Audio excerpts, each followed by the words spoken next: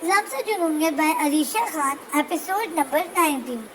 Chavez please ये खा लो please, ऐसे तो तुम्हें चक्कर आने लगेंगे।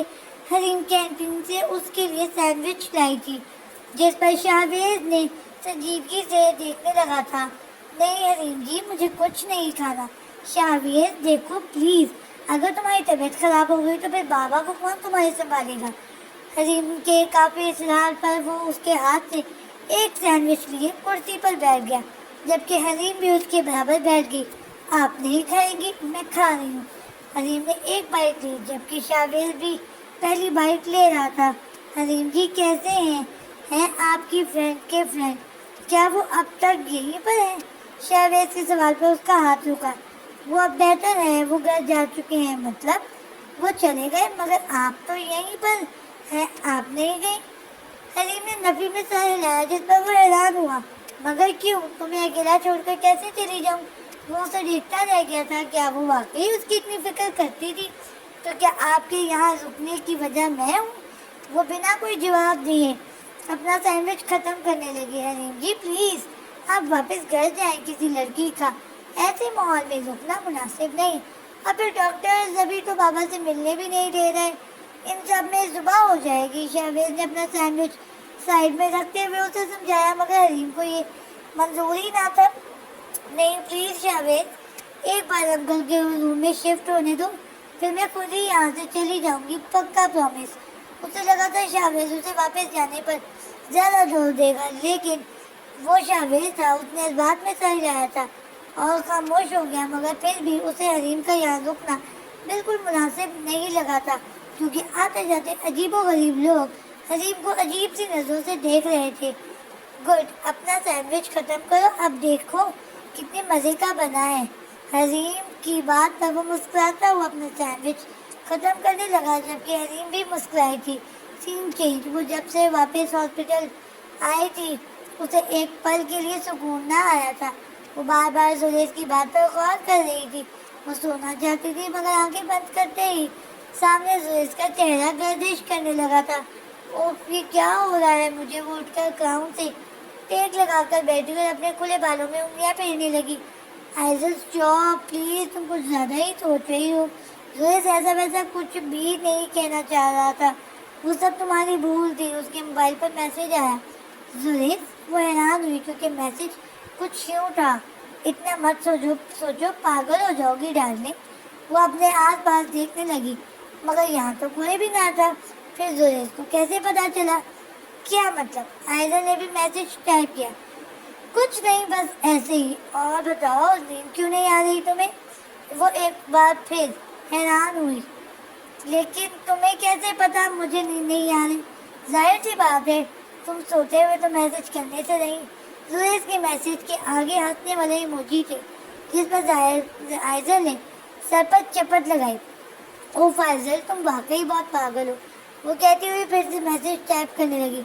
मुझे नींद आने लगी है, मैं सो रही हूँ, तुम भी सो जाओ। आयजल ने मैसेज किया और मोबाइल साइड पर रख दिया और उसके रिप्लाई का वेट करने लगी। Okay take care darling. एक रेड हार्ट के साथ ये मैसेज रिसीव हुआ था। क्या मुझे वाकई जुनैद से प्यार होने लगा है? आखिर क्यों मेरा दिल उसके लिए बेचैन रहता है? वो खुद कलामी करते हुए वापस अपनी जगह पर लेट गई थी। मिस आइजल काजिम, बहुत जल्द तुम खुद मुझसे वो सब कहोगी जो कुछ सुनने के लिए मेरे कान तरस रहे हैं। वो मोबाइल साइड पर रखता हुआ एक तरफा मुस्कुराया था। उसे पता चल चुका था, वो सब जान चुका था।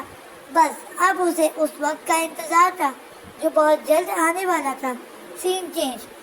सुबह का वक्त था, वो लोग पैकिंग कर रहे थे जब उन्हें बुलाने आई तो वो लोग उसके साथ होटल के निचले हिस्से चले गए। मगर कोई आया था। उनके जाने के बाद किसी के मजबूत कदम चलते हुए उसके कमरे की जानिब बढ़े थे। वो कमरे में आकर वहाँ की एक एक चीज का जायजा लेने लगा, मगर जब नजर सामने टेबल पर पड़े मोबाइल पर गई तो उसकी नसें उभरने लगी। उसकी आंखों में गुस्सा तेज होने लगा था। ओफ, मैं अपना बैग तो भूल ही गई। जैसे ही वो अपने कमरे में आई, सामने खड़े शख्स को देखकर उसका पूरा वजूद कांप गया था। हाय मिस साबिर अली, कैसी हो? वो अपने मखसूस अंदाज में कहता हुआ एक तरफा मुस्कुराने लगा, जिस पर ताबीर ने उसे सख्त नागवारी से घूरा था। خیر میں نے سنا آپ ہماری نظروں سے دور جانے کی کوششوں میں ہیں، تو کیوں نہ ایک بار ملاقات رکھ لی جائے. وہ کیا ہے نا، ترسی ہوئی نظروں کی وہ مزید نہیں ترساتے. سمجھا کرو دل نے. شی وہ ایک اور بار مسکرایا تھا. آپ کا پرابلم کیا ہے؟ کیوں کر رہے ہیں آپ یہ سب میرے ساتھ؟ مطلب وغیرہ کچھ نہیں ہے، بس دل نہیں کرتا کہ تمہیں اپنی نظروں سے دور کروں. وہ دھیمے لہجے میں کہتا ہوا اسے بڑی حسرت سے دیکھنے لگا. ایک پل کے لیے اس کے یہ الفاظ اسے خود ہی سچے لگنے لگے تھے. پلیز میرا پیچھا چھوڑ دے، مجھے واپس جانے دے، مت کرے مجھے پریشان. میں تنگ آ گئی ہوں آپ سے اور اپنے اس کام سے. وہ اپنی پیشانی پر آئے پسینے کو صاف کرتی ہوئی التجائی نظروں سے اسے دیکھنے لگی، جس پر وہ اس معصوم سی شکل بنائے دیکھنے لگا جیسے مذاق بنا رہا ہو. اوہ ہو، تو تم رونے لگی. اوف، اب مجھے طرز آ رہا ہے تم پر. آتش نے ایک اسٹائل سے کہا. اس وقت وہ دنیا کا سب سے معصوم ترین شخص بنا ہوا تھا، جبکہ تعبیر کو اس کا یہ شچور پن ایک آنکھ نہ پایا تھا. چلو ڈان، میں تمہارا پیچھا چھوڑ دوں گا، لیکن میری ایک شرط ہے. تمہیں جانے سے پہلے میرا دیا ہوا کام پورا کرنا ہوگا. تعبیر سوالیہ نظروں سے اسے دیکھ رہی تھی اور سوچ رہی تھی کہ آخر اس نے اسے کب کوئی کام دیا تھا. کیا ہوا، بھول گئی؟ چلو میں یاد دلا دیتا ہوں. وہ سنجیدگی سے کہتا ہوا اسے بغور دیکھنے لگا. تمہیں میرا ٹیٹو بنانا تھا مس تعبیر علی. میں ایسا کچھ نہیں کروں گی. کرنا تو پڑے گا. وہ اس وقت جائے گی یادوں پر تھا. میں نے کہا نا، میں آپ کی کوئی بات نہیں مانوں گی. میں ٹیٹو نہیں بناؤں گی. وہ مسکرایا تھا. وہ آخر کتنی معصومیت سے اس پر اپنا غصہ ظاہر کر رہی تھی. میں نے کہہ دیا تو کہہ دیا. میرا ٹیٹو تم ہی بناؤں گی، پھر چاہے اس کے لیے مجھے لاکھوں روپے ہی کیوں نہ لٹانے پڑے. وہ اس کے روم میں موجود صوفے پر ٹانگ رکھے ٹیشن سے بیٹھا نوابوں کی طرح اسے اپنا حکم سنا رہا تھا، اور وہ معصوم سی ڈرپوک سی لڑکی اس کے سامنے کھڑی بار بار اپنے کندھے سے کھسکتے دوپٹے کو ٹھیک کر رہی تھی. پورے شہر میں ایک ہی ہوں کیا جو مجھے ہی سے ٹیٹو بنوانا ہے؟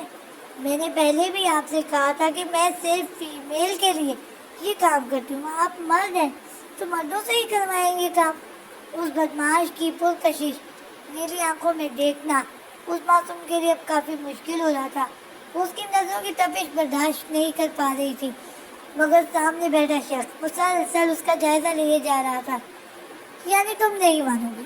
اس نے اپنی نیلی آنکھوں کو چھوٹی کرتے ہوئے اسے گھورا، جس پر وہ نظر جھکائے نہ میں سر ہلانے لگی، اور اس کی یہ نہ سامنے بیٹھے شخص کو اپنی توہین لگ رہی تھی.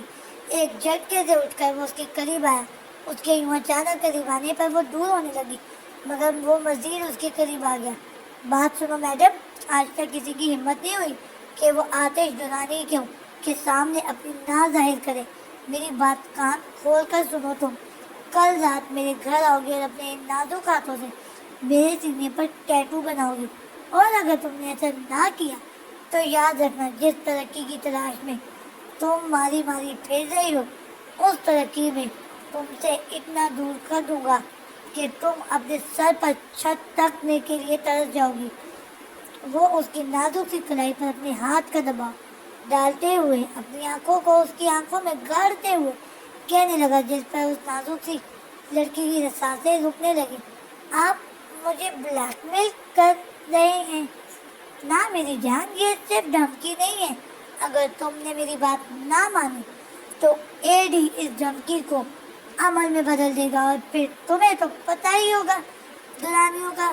اگر یہ ایک بار کسی کو وارن کر دے تو مطلب سامنے والا ختم.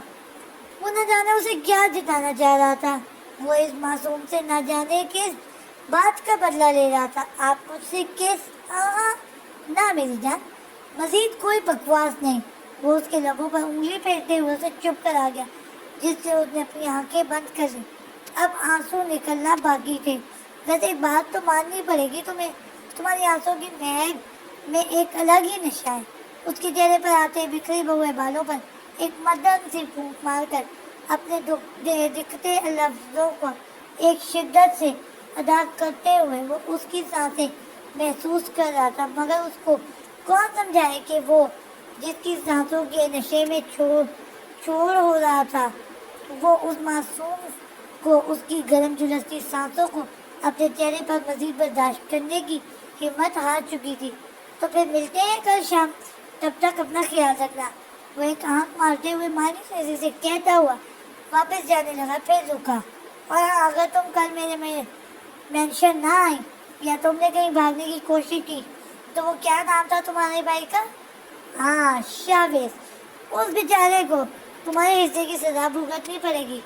وہ اسے ایک بار پھر سے دھمکی دیتا ہوا اپنی مضبوط شخصیت کے ساتھ وہاں سے چلا گیا تھا, جبکہ وہ اپنے جان سے پیارے بھائی کے بارے میں ایسی بات سن کر کانپتے ہی رہ گئی تھی. وہ یقیناً پچھلی ناگوار ملاقاتوں کا بدلہ اس طرح لے رہا تھا. وہ اپنی مضبوط شخصیت کے کچھ اصول, کچھ ڈر, کچھ روح اس پر جتانا چاہ رہا تھا تاکہ وہ بھی دوسری لڑکیوں کی طرح اس کے آگے پیچھے پھرے. مگر وہ غلط تھا, کیونکہ سامنے جو لڑکی تھی وہ تھوڑی ڈرپوک ضرور تھی مگر کامعقل بالکل بھی نہیں تھی.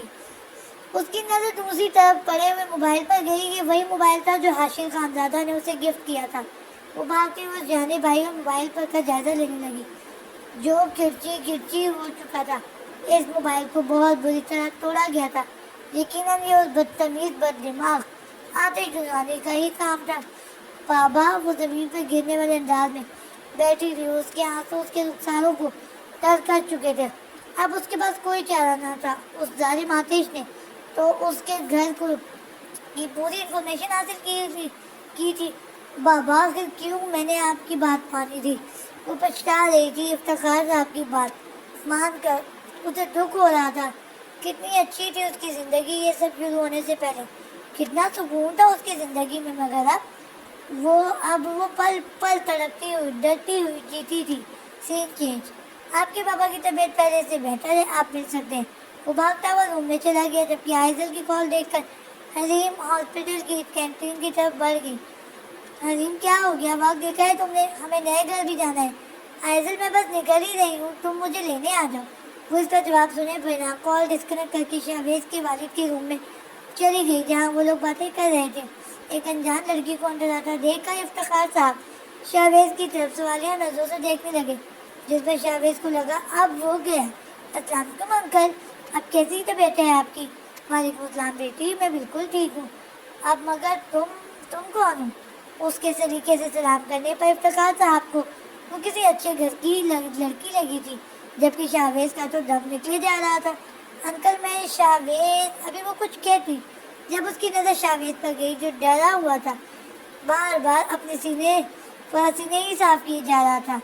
میں شاویز کی کلاس فیل ہوں. ایکچولی میں اپنی فرینڈ کے ساتھ ہاسپٹل آئی تھی تو میں نے شاویز کو دیکھا تو سوچا آپ کی طبیعت پوچھ لوں. حلیم کی بات پر افتخار صاحب مسکرائے تھے.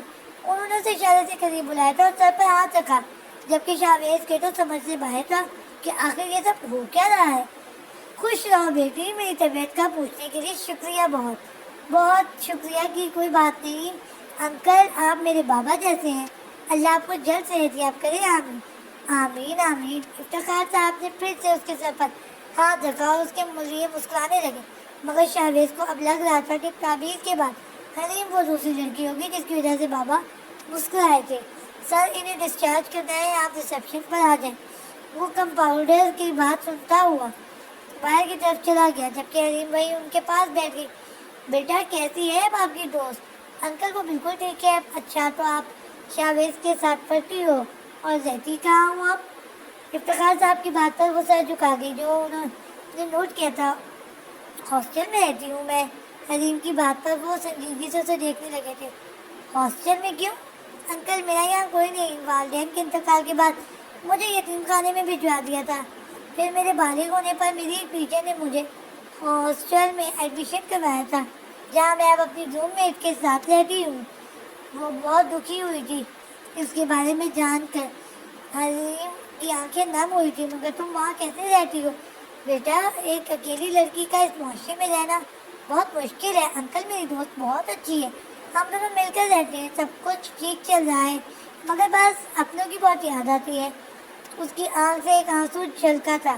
بیٹا اداس مت ہوا کرو, میری بھی ایک پیاری سی بیٹی ہے بالکل تمہاری طرح. وہ آج یا کل میں یہاں آ جائے گی. اگر تم چاہو تو ہمارے گھر آ جائے کرو. ایسے تعبیر کے ساتھ تمہاری دوستی ہو جائے گی. اور تمہیں اپنوں کی بھی کمی محسوس نہیں ہوا کرے گی۔ افتخار صاحب نے اس کے سر پر ہاتھ رکھا تھا، وہ مسکرائی تھی۔ بابا، وہ ابھی منڈرا کے کچھ کہتا جب اپنے بابا اور حلیم کو ہنستا ہوا پا کر وہ حیرت سے انہیں دیکھتا رہ گیا۔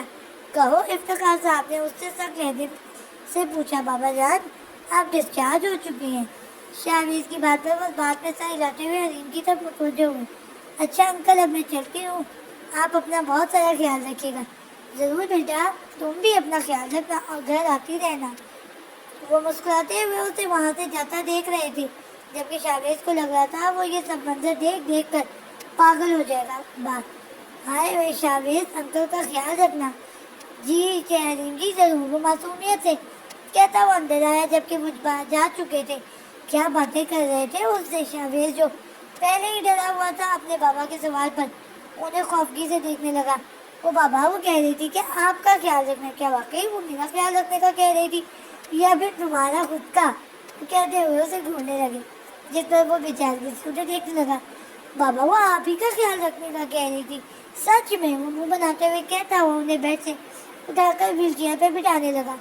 گدھے کا گدھا ہی رہے گا۔ اپنے بارے میں پھر سے ایسی بات سن کر وہ منہ بنانے لگا اور ساتھ ہی شکر بھی ادا کرنے لگا کہ حلیم کے سامنے اسے ایسے الفاظوں سے پکارنے سے گریز کیا گیا تھا۔